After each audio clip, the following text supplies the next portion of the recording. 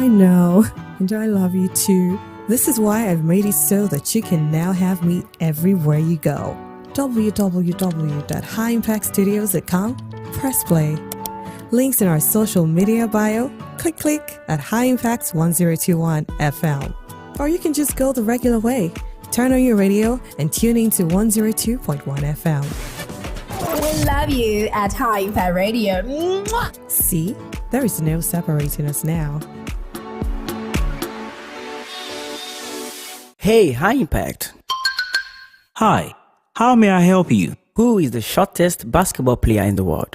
I like your curiosity. I'll tell you. Muggsy Bogues is the shortest player in the National Basketball Association history, listed at 5 feet 3 inches tall.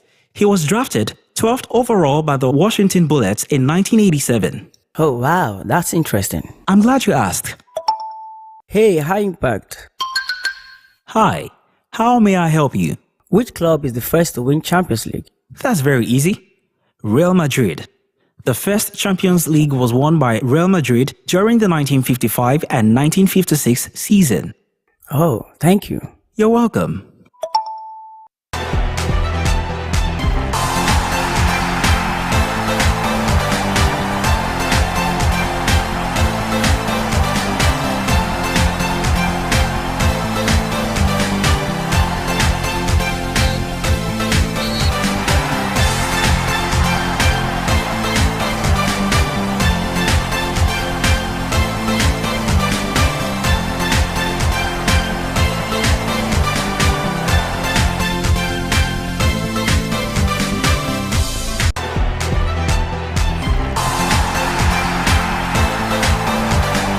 Good morning, listeners. Good morning, sports fans, and welcome to Sports in a Jiffy on your most exciting breakfast show, the Morning Impact Show on Empire Radio 102.1 FM. It's a Tuesday edition today, the 11th day in the month of June 2024. Don't forget that we serve you this package every weekday from 10 a.m. down to the flip side of 10. Aide Jajibo is my name, and such an honor to be your host on this show this morning. Talk about so bad, so poor, so tepid, so exasperating. The tale of the Super Eagles of Nigeria in the FIFA World Cup 2026 qualifiers. Now you can talk about hopes fading or maybe dimming, just as the Cheetahs of Benin Republic defeated the Super Eagles yesterday at the Stade Felix in Cote d'Ivoire. 2-1 that one ended, and I tell you not to go to write them about. And yes, so much to talk about concerning that particular encounter with the Minister of Sports right now.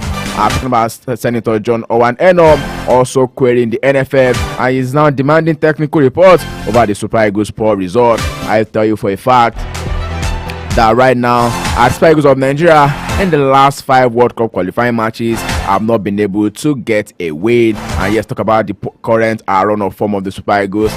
Poor, you can say, of course, yes.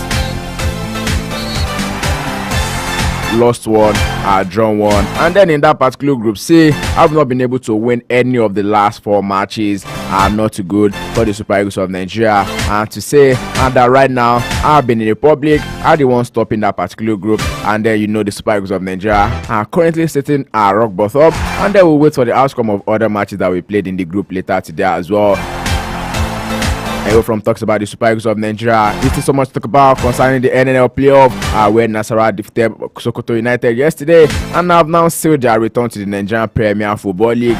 Still so much to talk about concerning the Nigerian Premier Football League as well. As we are entering into the final stretch of the season right now, talking about March Day 36, and I tell you, the title race is still very much open considering the outcome of the game that went down in the March Day 35, the one that was supposed to be the big game of the weekend. But was abruptly abandoned in the final stages of that particular encounter. And yes, big story coming through this morning is that Rangers have been fined 5 million naira after that match they made versus Eyimba FC of Aba. So much to talk about, so much to look into right here on Sports in a Jiffy on your Morning Impact Show on Empire Radio 102.1 FM, where I'm going to be serving it to you fast with a lot of facts, and I'll make it compact for you. Tip to intro of the major stories making the rounds in the ever exciting, ever dynamic, and sometimes controversial world of sports. Welcome to the show this morning. To the switch of the net right now. Let's get the show on the road, and then we'll start with athletics this morning. Just as we're preparing for the big Olympics, which is going to be coming up later next month. I'll talk about Olympics Paris, Olympics 2024, and now the 2024 national trials to select track and field stars for the both African Senior Athletics Championship in Douala, Cameroon. And the Paris 20 Olympic Games will be the biggest in the history of athletics in the country, according to US-based Athletic Federation of Nigeria's Performance Director Victor Okorie.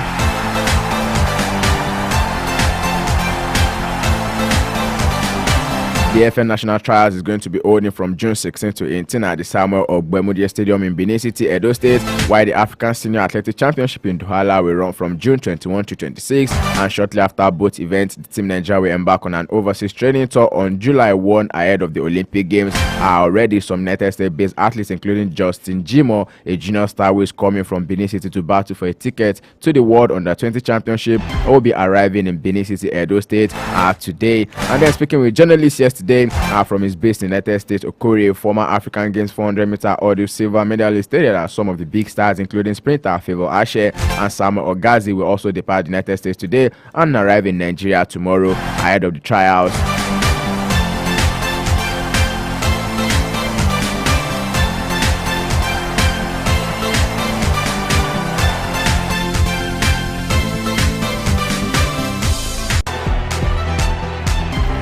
So taking athletic stories this morning, our cousin Nigerian track and field star Favor Ofili is now setting her sights on the upcoming National Olympic trials after she pulled off a stunning victory in the women's 100-meter at the New York Grand Prix, defeating a stellar field that included Olympic champion Ellen Thompson-Era of Jamaica on Sunday. The 21-year-old who clocked the season best of 11.18 seconds to take the win. Americans Morolake Akinyoshun was second with 11.20 seconds, while her compatriot Alia Obbs ended in third place with 11.21 seconds. Thompson-Era, the Tokyo Olympics 100-meter and 200-meter gold medalist, could only manage 9th place in the 11.48 seconds as she continues to search for her best form this season. Just like the practice, according to her, she's staying calm and just going for it, finishing the transition, because that's just the issue, and whatever happens is going to happen. And that's all, according to Favor Ofili, after that race. And just like I mentioned earlier, the Olympic trials is now scheduled to hold in Benin City, Edo State from June 16 to 18, and the trials will be serving as the selection of the nation's athletes for both the Senior African Athletic Championship holding between 21 and 28 in Douala, Cameroon, and Paris 2024 Olympics, which is going to be holding from July 26 to August 11.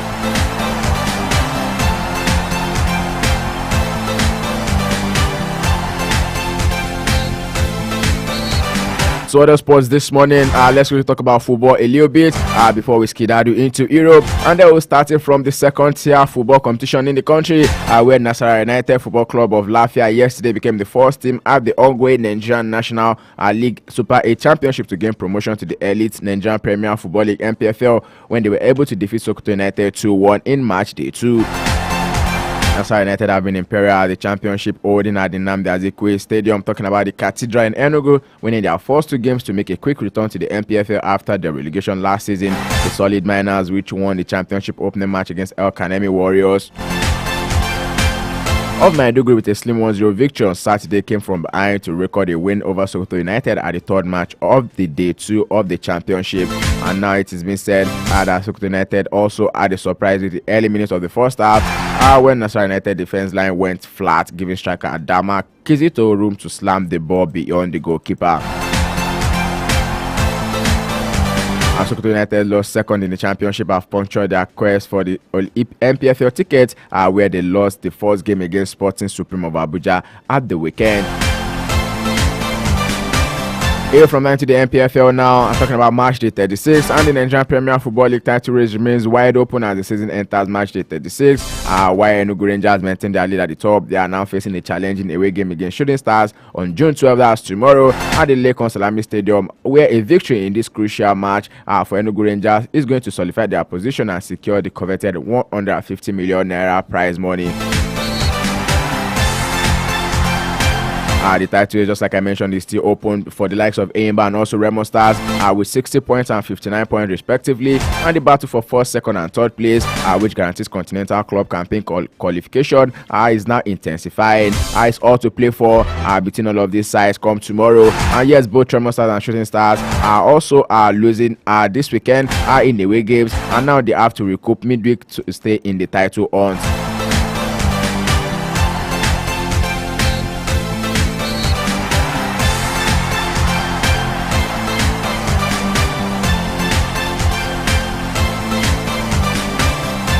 I'm talking about the encounter in the match 335. They won. Talking about the Oriental Derby between Eyimba FC playing away to Rangers International at the Cathedral this weekend.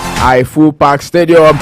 One that definitely everyone is talking about it right now. Making over 10 million naira from gate pass. Cause the stadium was supposed to be a 20,000 capacity, but then it was filled to the brim. And now the unexpected happened in the 9 minutes of the game. Talking about that particular fracas that ensued between fans of Rangers International and also Eyimba after the penalty call by the center referee. The Nigerian Premier Football League has now handed a 5 million naira fine to Rangers International FC for multiple infractions during the March 35 fixture against Eyimba International FC held at the Nnamdi Azikiwe Stadium. The Cathedral has been called on Sunday, June 9. In a letter that was dated yesterday, June 10, and issued to Rangers by the NPFL Chief Operating Officer David Snowumi, the league outlined several breaches of its rules committed by Rangers during the ill-fated encounter. And yes, on Sunday, there was definitely drama in Enugu during the highly anticipated game between Enugu Rangers and reigning champions Eyimba, as the game was abandoned deep into stoppage time as a result of the fans' invasion. And reading on the verdict yesterday, the letter noted that topping the list of offences was that Rangers was found to have violated Rule B 15-24 as the club over-ticketed the match, leading to overcrowding at the stadium, and this transgression alone drew a fine of 2 million naira. And furthermore, the club was cited for failing to provide adequate and effective security measures, contravening Rule B 1352, and this lapse also attracted a fine of 1 million naira. Consequently, the NPFL imposed a total fine of 5 million naira on Rangers International for the various infractions, and in addition to the financial penalties, the league has ordered Rangers to implement a more effective crowd control mechanism in subsequent home games. Rangers are said to have further been given 48 hours to either submit to the summary jurisdiction and the prescribed sanction, or elect to be dealt with by a disciplinary panel. Failure to comply or a frivolous appeal may result in additional sanctions. That's as per the Rule E1 of the NPFL framework and rules as well.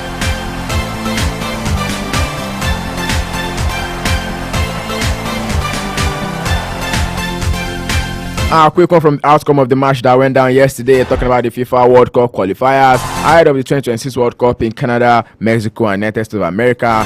That 1-2 defeat to the Cheetahs of Benin Republic, facing a familiar foe. That man that actually secured the ticket to the playoffs of the World Cup for us in 2021 ahead of the Qatar 2022 World Cup. The man that also took us to AFCON the same year, and now we said it was not good enough, but then we faced off with him yesterday, and you can talk about tactical mastermind. The Minister of Sport Development, John Owan Eno, yesterday is demanding a detailed technical report from the Nigerian Football Federation following the country's disappointing performance at the ongoing World Cup African qualifying series. Don't forget that the Super Eagles are fifth in a 6-team group that also comprises of Lesotho, Rwanda, Benin Republic, Zimbabwe, and South Africa. Yesterday in Abidjan, Cote d'Ivoire, the Super Eagles sank to an all-time low following a 2-1 defeat by the Cheetahs of Benin Republic, who hosted away from their home as the country could not provide a FIFA acceptable arena for the game. And this defeat came after Nigeria had managed 3-1 odd draws in their opening games against Lesotho, Zimbabwe, and South Africa. And the result is now leaving the Super Eagles of Nigeria second from bottom with a total of just 3 points from a possible 12 from the 4 games played thus far in their quest for the qualifier for the 2026 FIFA World Cup to be jointly hosted by USA, Canada, and Mexico. Reacting to the yesterday's defeat on a neutral ground, Eno expressed his dissatisfaction with the outcomes, especially considering the substantial support the NFF has received from President Bola Ahmed Tinubu's administration, and in addition to the open and positive working relationship between the ministry and the NFF. According to the statement signed by a special assistant on media, the minister in his words said the recent results are unacceptable despite the immense support from the President Tinubu and the high expectations of the Nigerian football fans. The Super Eagles have underperformed, and now they are calling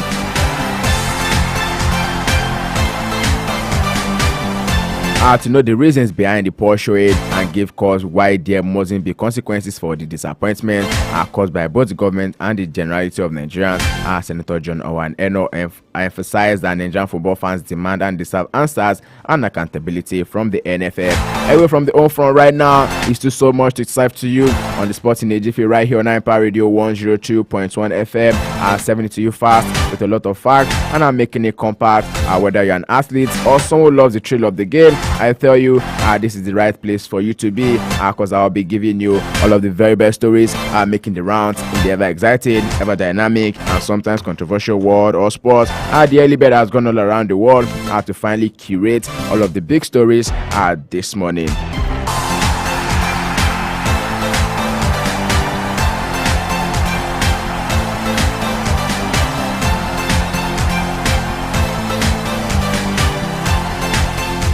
Couple more hours to the start of the Euro 2024, and I tell you, our countries are already arriving in Germany, Berlin, which is going to be the host nation of the Euro 2024. The likes of England are also said to have arrived in Germany, with Scotland also training again before their opening game against Germany, which is going to be this Friday. So much to talk about, so much to look into ahead of the Euro 2024. People already picking their picks already, talking about, okay, which team do you think is going to be coming out on top? Which team do you think will be at the end of the day will be winning the coveted Euro 2024? That theme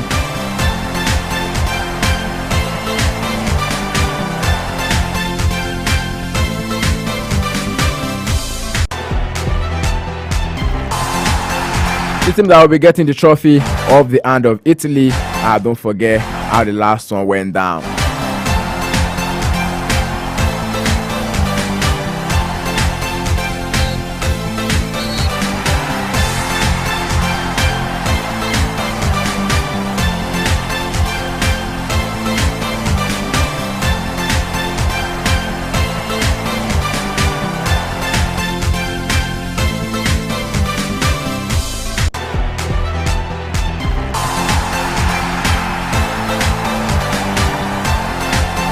Further quick story from the world of tennis this morning is that defending champions Katie Butler has edged out Ariel Dart in the marathon all British title to reach the second round of the Nottingham Open. Opening her grass court season Thursday, Butler won 6-7, 6-4, 7-5 in a contest lasting 3 hours and 13 minutes. But the enthralling match was tainted as a frustrated Dart repeatedly argued with the chair umpire over what she believed to be incorrect line calls, and their dispute reached its height during a change of the ends in the second set after a ball from Butler was called out but overruled by umpire Kelly Rask, and in response that offered a £50,000 bet that the ball in question was out of the court. And after asking to speak to the tournament referee, Dad then accused Rask of threatening her with a code violation. Speaking after the match, Dad said the calling was pretty appalling and called for technology to be used across the sport.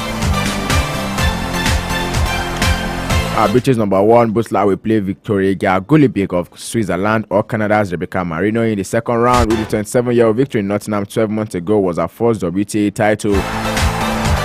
Earlier, British number 5 Ita Watson progressed to the second round with a 4-6, 6-0, 6-4 rain-disrupted win over American Kayla Day.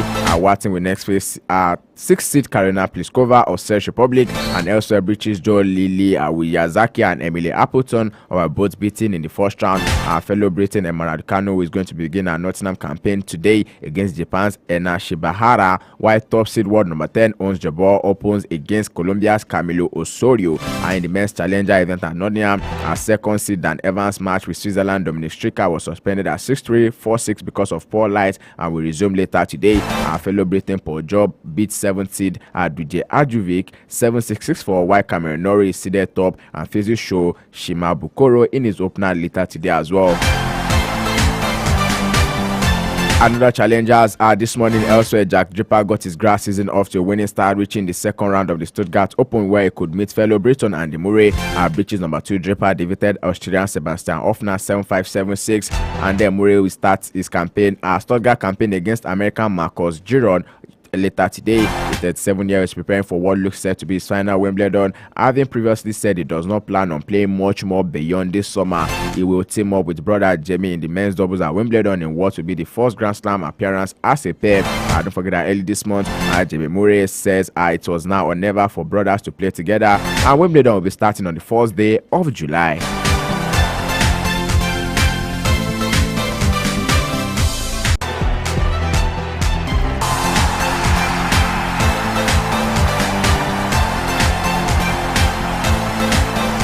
And now straight into Euro 2024 stories right now. This particular one coming from the camp of the Orange. The Netherlands have been dealt a blow ahead of the start of the European Championship this week after Frankie de Jong was ruled out of the tournament yesterday.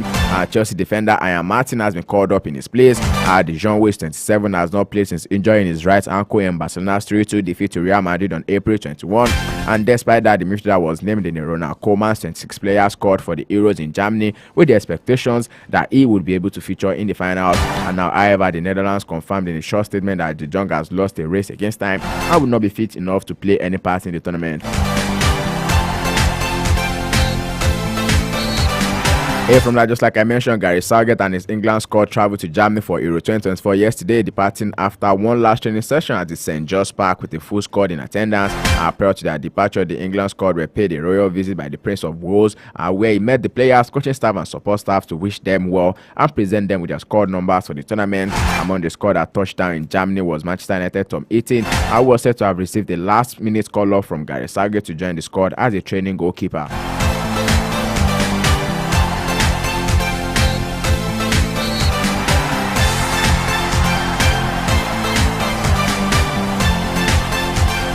Before I quit the wrap on the package this morning, a quick word into the matches that will be going down later today. Just like I mentioned, it's been said that bizarre decisions is now leaving Nigeria in World Cup qualifying chaos. Don't forget that we lost yesterday. And in the matches that will be coming up in Group C, South Africa will be up against Zimbabwe later today. Another matches that will be played, Kenya will be hosting Ivory Coast, Angola will be hosting Cameroon, and Congo is going to be hosting Morocco.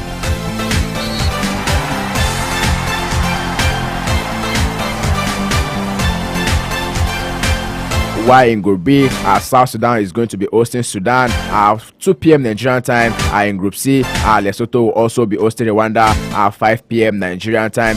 Group E will be seeing Zambia up against Tanzania, Congo up against Morocco, Kenya will be hosting Ivory Coast in Group F, Gabon against Gambia, as well as Seychelles against Burundi. While in Group I, Madagascar up against Mali, and Chad will be hosting Comoros also in Group I. Sports in a Jiffy it is, and I'll be 70 in a Jiffy. I said that I'll be calling the wrap on the package this morning. I say many thanks to you for being a part of the show. Stay with us right here on 9 Power Radio 102.1 FM. The Morning Impact Show continues. Toluwashi Akiwumi is here to take you through the rest of your morning, impacting your morning on your number one urban lifestyle station. I did Jajibo is signing out this morning.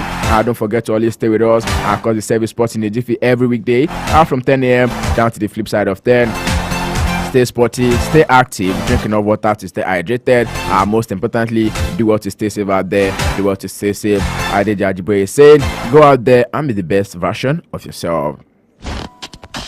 Put a touch of class and finesse on your brand by advertising with us at High Impact 1021 FM. For more information, call 0706 393 5694, 0915 958 1881, or 0902 745 3931. Follow us on our social media platforms at High